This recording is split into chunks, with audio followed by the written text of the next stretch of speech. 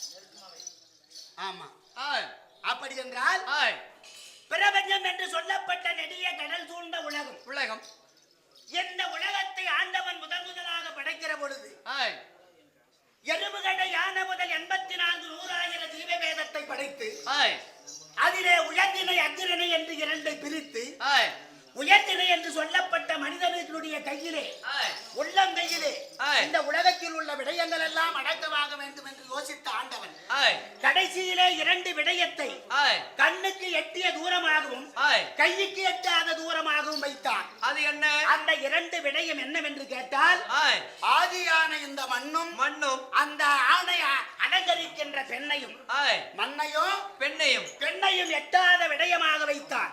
அப்படி என்றால் சில விதமான அடக்க ஒடுக்கங்களுக்கும் தன்னடக்கத்திற்கும் பிறகு இந்த மண்ணையும் வெல்லலாம் அந்த பெண்ணையும் வெல்லலாம் என்று ஏற்படுத்தி ஆண்டவன் மண்ணை மையமாக வைத்து பெண்ணை மையமாக வைத்து ராமாயணத்தையும் படைத்தார்கள்.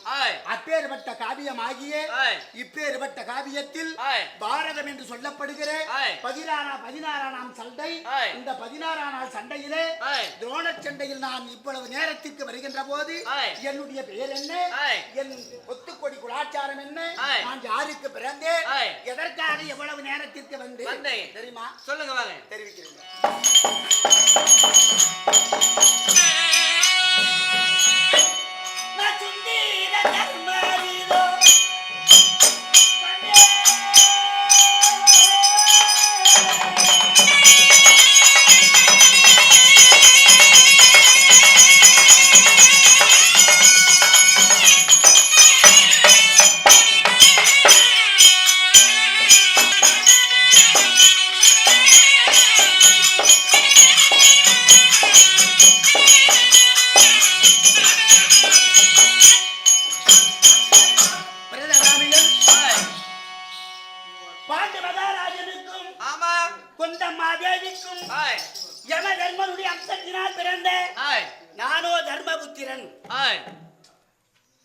அப்படி என்றால் என் தாயாகிய குந்தி தூர்வாசர் கொடுத்த மந்திரத்தினால் என் தந்தையாகிய பாண்டு மகாராஜன் கொடுத்த வாக்கு தத்துவத்தின் காரணமாக இந்த சந்திரகுல பரம்பரைக்கு ஒரு வாரிசு வேண்டும். இதை என்னால் கொடுக்க நான் தகுதியற்றவன் ஆகிவிட்டேன். இதற்கென்று ஒரு வாரிசு எனக்கு பெற்றுத்தர வேண்டும் என்று சொல்கிற போது ஏதோ குழந்தை வேணும்னு போய் எங்க அம்மா ஒவ்வொருத்தரையும் அடையவில்லை. எங்க அம்மா என்ன யோசித்தார்கள் தெரியுமா? இந்த உலகத்திலே எறும்புகளை யானை முதல் 84 100,000 ஜீவவேதம் என்று சொல்கிறார்கள். இதற்கெல்லாம் ஒரே தலைவன் யமன் என்று ஒருவன் இருக்கிறான் என்று சொன்னால் அப்பேற்பட்ட விசித்திரமான உருவம் கொண்ட அந்த யமன் எப்படி இருப்பான்? ஏன்னா எடுக்கும் போது தரமா எடுக்கணும் இல்லையா? ஆமா. அப்பதான் போட்ட எவ்வளவு நாம உரம் போடுறோமோ அந்த அளவுக்கு தான் விபரமா பயிர். அதே போல இப்பேற்பட்ட உயிர்களை எல்லாம் பிடிக்கக்கூடிய ஒரே வல்லமை படைத்த தருமனுக்கு பேர் போனவன், நேர்மைக்கு பேரானவன் என்று சொல்கிறார்களே, அந்த யமன் எப்படி இருப்பான் என்று யோசிக்கிற பொழுது, அந்த மந்திரத்தை உச்சரிக்கிற பொழுது யமன் நேரடியாக வந்து தருமனாகி என்னை கொடுத்தான். அதன் பிறகு தருமனை கொடுத்து விட்ட பிறகு எத்தனை உயிர்களுக்கும் உயிர் என்று ஒன்று சுவாசம் இருக்கிறது. அந்த உயிர் அல்லவா அந்த வாயு என்பது. அந்த வாயு என்ற காற்றானது அந்த வாயு பகவான் எப்படி இருப்பான் என்று யோசித்து என் அம்மா யோசிக்கிற பொழுது வாயு பகவான் வந்தான். என்ன தம்பி ஆகிய பீமனை கொடுத்தான். சரி, மும்மூர்த்திகள் இருக்கிறார்கள். தேவர்கள் எப்பேற்பட்ட அழகானவர்கள், அப்பேற்பட்ட அழகு வாய்ந்த முருகன் போன்றவர்கள் எல்லாம் அப்பேற்பட்ட அழகு வாய்ந்த தேவர்களுக்கெல்லாம் ஒருவன் தலைவனாக இருக்கிறான் என்று சொன்னால் அந்த தலைவன் எவ்வளவு அழகானவனாக இருப்பான் என்று யோசிக்கிற போது தேவேந்திரன் வந்து என் தம்பி ஆகிய அர்ஜுனனை கொடுத்தான். எங்க அம்மா சின்னம்மா பார்த்தாங்க. ஏக்கா, நானும் உன் மேல வந்தவத்தானே. பெண்களுக்கு தாங்க முடியாத ஒரு பட்டம், கொட்டி மலடி என்ற பட்டம். நீ அங்க இருந்து வந்த. நம்ம ஆமடியானால முடியாதுங்கிறது நம்ம ஆமடியானுக்கு அமுதந்த முடிவுக்கு தான் தெரியும். ஆனா ஊர் உலகத்துக்கு தெரியுமா?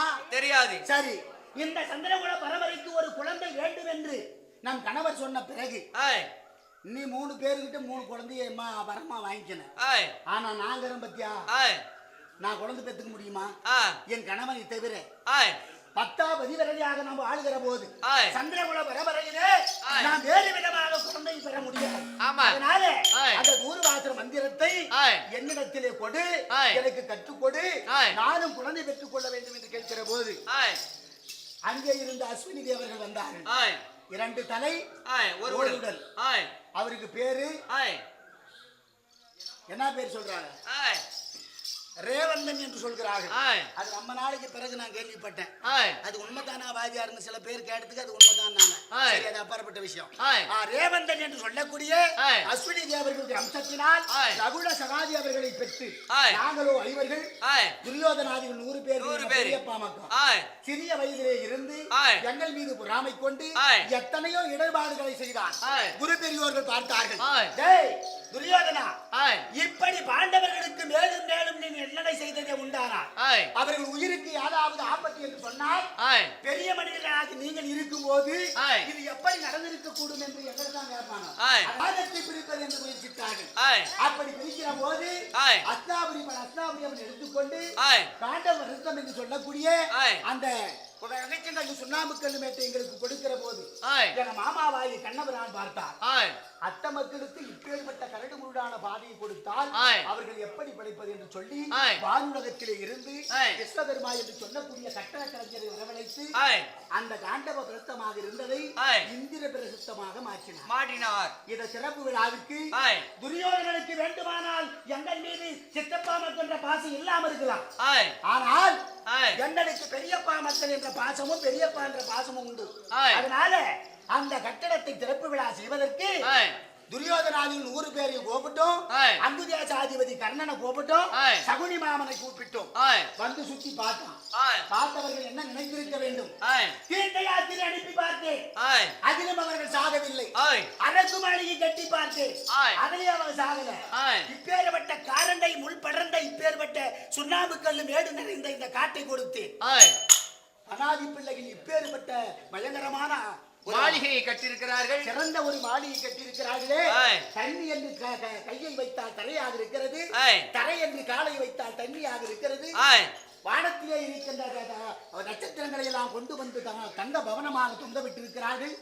இதிலே இவர்களை இதிலும் ஆடவிடக்கூடாது என்று சொல்லி என்ன செய்தான் தெரியுமா? சொல்லுங்க, தெரிவிக்கிறேன்.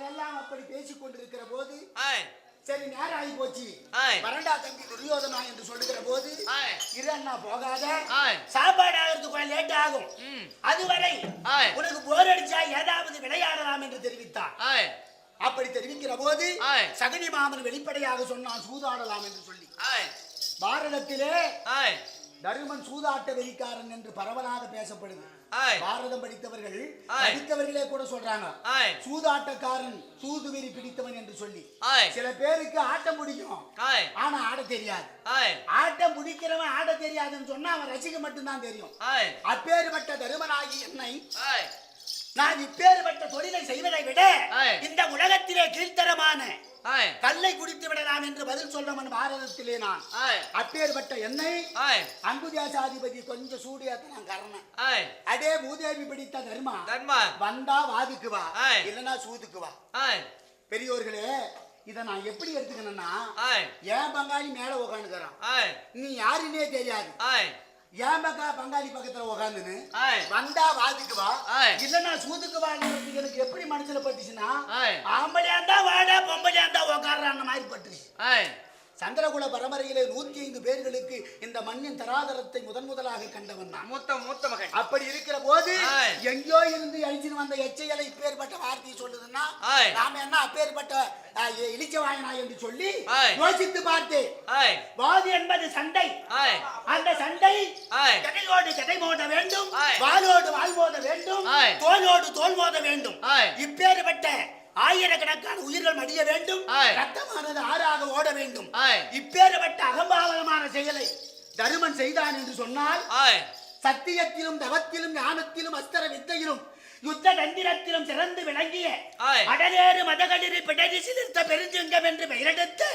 குருகுல வரலாற்றில் மகத்தான பக்கங்களை கோடிட்டு வரைந்து காட்ட பிறந்த ரத்த வயலிலே விண்டேர் பிடித்துளும் வீரக்கிழவனாகிய எங்க பாட்டன் பீஷ்மர் ஆய் அவர் ஏற்றுக்கொள்ள மாட்டார் என்ற அச்சத்திலும் ஆய் என் மாமாவாகிய கண்ணபிரான் ஆய் என் அம்மாவுக்கு செய்து கொடுத்த சத்தியத்தின் காரணமாக ஆய் அவர் என்ன நினைப்பார் என்ற அச்சத்திலும் ஆய். என் விற்குருவாய தோழர் என்ன நினைப்பார் என்று சொல்லி ஆய் வாதுக்கு போவதை விட ஆய் இப்படி 4 பேர் உட்காந்து ஆட்டம் பார்த்துன்னு இருக்கும் போது ஆய் அப்படி எங்கன்னா செல்ல புடிச்சுனே 2 தாயம் கூட உருட்டிடலாம் ஆய் மதான சத்தத்திலே கேட்காம ஆய் அப்படி என்றால் வாதுக்கு போவதை விட ஆய் சூதுக்கே போகலாம் என்று அமர்ந்தேன் ஆய் நாடு இழந்தேன் நகரத்தை இழந்தேன் ஆய் 4 வகை சேனை இழந்தேன் ஆய். கொடி இழந்து முடி இழந்து ஆய். கொத்த தம்பி மாறி இழந்து ஆய். மதி இழந்து பதி இழந்து ஆய். பத்தினி பாஞ்சாலி ஆகிய என் மனைவி வைத்து சூதாட்டி இழந்து விட்டேன் ஆய் அப்படி என்றால் ஆய் பொறுமைக்கு வடிவான தருமன் என்கிறார்கள் ஆய் பொறுமையின் சிகரம் என்று சொல்கிறார்கள் ஆய் தருமனுக்கு தமிழ்நாட்டிலே கோயில்களும் இருக்கிறது ஆய். அப்பேற்பட்ட தருமன். தருமன் பாரதத்திலே ஆய் கொண்டாடி தாலி வச்சு அடமானம் வச்சு குடிக்கிற இந்த காலத்துல ஆய் கொண்டாட்டியே கொண்டு போய் வச்சுக்கிறான்னு சொன்னா ஆய். அவன் எப்படி பொறுமையின் சிகரமாக முடியும் தர்மனாக முடியும் என்ற கேள்விக்கு ஆய் இந்த இடத்திலே நாம பதிலளிக்கலன்னா ஆய் அது ஒண்ணுமே தெரியாத கண்ணை கட்டி காட்டுல விட்ட மாதிரி தான் இருக்கும் ஆய் ஏன்னா நான் வச்ச கொடி முடி ஆய். ஆனை சேனை ஆய் அத்தனையும் விடப்பொருள்கள் ஆய் விடப்பொருள்கள் என்று சொன்னால் ஆய் நாளைக்கு உன்கிட்ட இருக்கும் நாளைக்கு நீ என்கிட்ட இருக்கும் நீ ஜெயிச்ச உடனே உனக்கு வந்துடும் ஆய் நான் ஜெயிச்ச உடனே என்கிட்ட வந்துடும் ஆமா ஆனால் என் மனைவியாகிய பத்தினி இருக்கிறாய பாஞ்சாலி ஆய் அக்கினியிலே பிறந்தவர் ஆதவனின் தந்தை ஆய் அண்டத்திலே பிறக்காமல் அக்கினியிலே பிறந்து ஆய் நெருப்பிலே பிறந்தெடுத்த நீலவண்ணனின் தங்கை ஆய் அப்பேற்பட்ட பராசக்தியை ஆய் அப்பேற்பட்ட மகமாயி ஆய் அப்பேற்பட்ட ஈஸ்வரியை கொண்டு வந்து ஆன கடைசியில தான் ஆண்டவன் கதவை திறப்பான்னுவாங்க ஆய் அப்பேற்பட்ட நேரத்திலே ஆய். பத்தினி பாஞ்சாலி கொண்டு வந்து இந்த சூதிலே வைத்தால் ஆய். இழந்த பொருளை எல்லாம் மீட்டு விடலாம் என்ற நப்பாசியிலே வைத்தேன் ஆய் ஆனால் பரமேஸ்வருடைய மகிமையும் ஆய். கண்ணனுடைய திருவிளையாடலும் ஒன்று கூடினார் ஆய். அதில் யாராவது வெற்றி பெற முடியுமா இயலாது இழந்தேன் ஆய் இழந்து விட்டு மரவேறி கைவிட்டவன் போல நின்றேன் ஆய் பார்த்தார்கள் பெரியோர்கள் ஆய் டே துரியோதனா தருமன் இழந்த பொருள் இழந்ததுதான் நாங்க இல்லைன்னு சொல்லல ஆய் ஆனா அவனும் உன் பங்காளி அவனும் வாழணும் ஆய் அவன் உன் பங்காளியே அவனும் வாழ வேண்டும் இழந்த பொருளை தருமன் மீண்டும் பெற வேண்டும் என்று சொன்னார் ஆய் என்ன பிராயசித்தம் சொல்கிறாய் என்று கேட்டார்கள் ஆய் இறைவா பெரியோர்களே சான்றோர்களே தருமன் சூதாடிய பொருளில் 12 பொருள்களை வைத்து சூதாடி போராடிய காரணத்தினால் 12 வருட வனவாசம் செல்ல வேண்டும். பத்தினி பாஞ்சாலி வைத்து சூதாடினானே, அதனால் ஓராண்டு அஜ்ஞாத வேடத்தை கழிக்க வேண்டும். 13 படித்து வந்தால் பிரகாரம் பாதி நாடு கொடுக்கிறேன் என்று பட்டயம் எழுதினார். 13 கழிச்சோம். 13 வருடங்களை கழித்து விட்டு கடைசியாக என்னுடைய மாமாவாகிய கண்ணபிரான தூதனிப்பிடும் துரியோதனன் சொன்னா, ஊசி முறை நாட்டுவதற்கு இடம் கொடுக்க மாட்டேன். சில ஊசி எவ்வளவு முனை எவ்வளவு இருக்கும், சும்மா சின்னதா தான் இருக்கும், அந்த அளவுக்கு இடம் கொடுக்க மாட்டேன் என்று அப்பதான் எங்க மாமா கேட்டாரு, எப்படியடா நாட்டை கொடுப்பாய் என்று கேட்கிற போது, உத்தரவு வைத்திருக்கிறேன் சண்டை, அந்த சண்டையிலே வெற்றி பெற்றால் இந்த நாட்டு ஆண்டுக்கு போன்ட்டான். சண்டை சண்டன்றியே, எத்தனை நாள் சண்டைனாரு யாரு? உங்க மாமா. எத்தனை நாள் சண்டை நீ சொல்லி சொல்லி முடிக்காததுக்கு முன்னாடி ஆத்திரம் அதிகமாக பாண்டவர்களை கொள்வதை விட பரந்தாமை அப்ப நான் வாத்தமா கிடைப்பானான்னு பார்த்துக்கிறான். ஆனால் 8 நாட்களில் கொன்று விடுகிறேன். எத்தனை நாள்ல? 8 நாள். 8 நாள்ல. அப்பதான் எங்க மாமா சிரிச்சாரு. சிரிக்கும் போது எக்களை விட்டு சிரிக்கிற பொழுது, அட பைத்தியக்காரா, 8 நாள்ல வேணாம், 10 நாள் வச்சுக்கலாம். எத்தனை நாள்? 10 நாட்கள். அப்பதான் துரியோதனன் கர்வ சிரிப்பு சிரித்து, அட யாதவா, திருப்பதி ஏழுமலையான் என்கிறார்கள், உன்னை கடவுள் என்கிறார்கள், நான் நரமனிதன், இந்த உலக பூ உலகத்தில் நான் இன்னைக்கு மேல உட்கார்ந்து இருப்பேன், நானும் இன்னைக்கு கீழே இருப்பேன். ஆனா நீ என்னைக்கும் அதிபதி ஆகிய திருப்பதி ஏழுமலையான்றாங்களே, நான் 8 நாள்ல கொண்டுறேன் உங்க அத்த மக்களை நான் சொல்றேன்.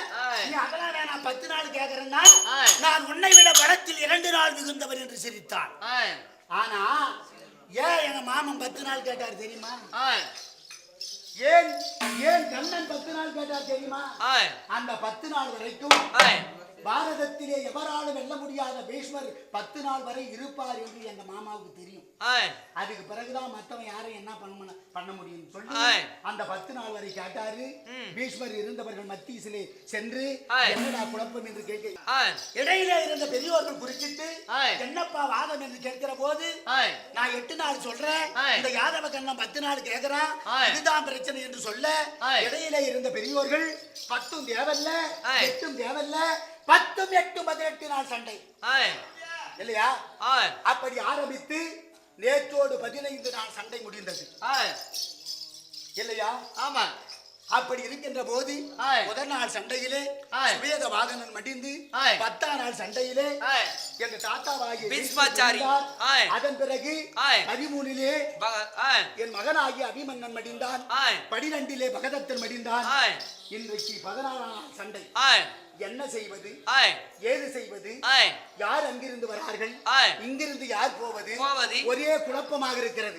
எவ்வளவு நாட்களாக சண்டை ஆரம்பிக்கிறதுக்கு முன்னாடி மாமனாகிய அதாவது வாசன் எனக்கு முன்னால உட்கார்ந்து, தருமா இப்படித்தான் சமாச்சாரம், இன்னைக்கு இவர் அனுப்பணும், காடியா பார்த்து அனுப்பணும், எனக்கு பத்திரம் சொல்லுவார். ஆனால் இன்றைக்கு இன்னமும் வராத காரணம் என்னவென்று தெரியவில்லை. அதனால மனைவியை கூப்பிட வேண்டும், தம்பிமார்களை அழைக்க வேண்டும். அவங்கள கூப்பிடாத தாயாடின குறை, நான் என்னமோ உங்க சீப்பரத்தை சிரிச்சு சேலப்பேன்னு குத்துறேன். அதனால எதை முடிவெடுத்தால் தம்பிமார்களையும் அனைவரையும் சேர்த்து பாஞ்சாலியும் அழைத்து அதற்கு தக்க யோசனை கேட்டுக்கொண்டு யாதொன்றையும் செய்ய வேண்டும். அதனால் அந்த புறத்திலே என் தேவியாராகிய பத்தினி பாஞ்சாலி இருக்கிறாள், தம்பிமார்கள் இருக்கிறார்கள். அண்ணன் அழைத்தேன் என்று அதிசயிக்கிறேன்.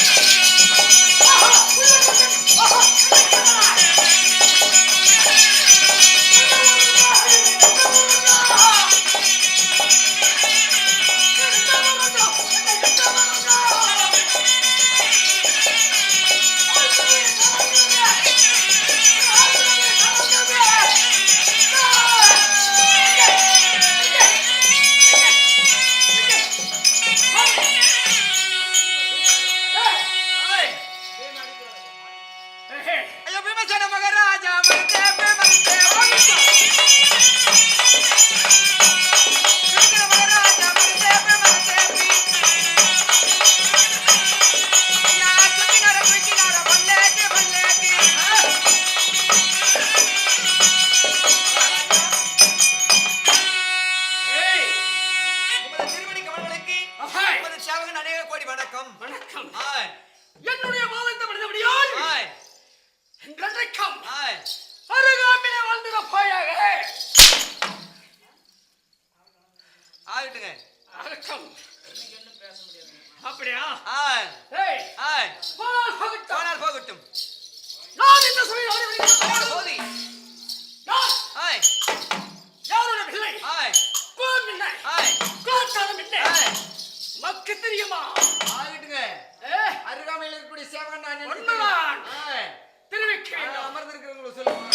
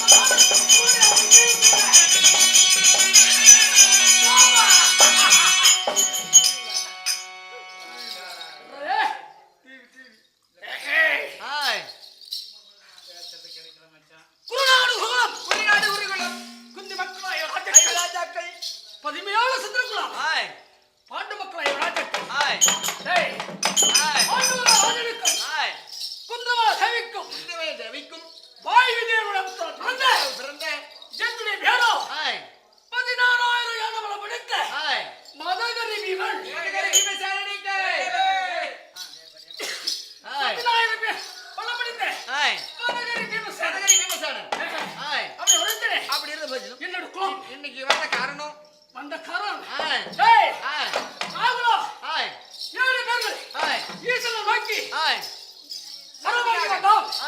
வரத்துக்கு சென்றோம். யார் முதலில் ஒருவன் கையால் ஒருவன் மடிகிறாரோ அவன் கையால் 7 பேத்துக்கு மரணம் என்று ஈசன் வரத்தை அளித்தார். யாராரு சென்றோம்?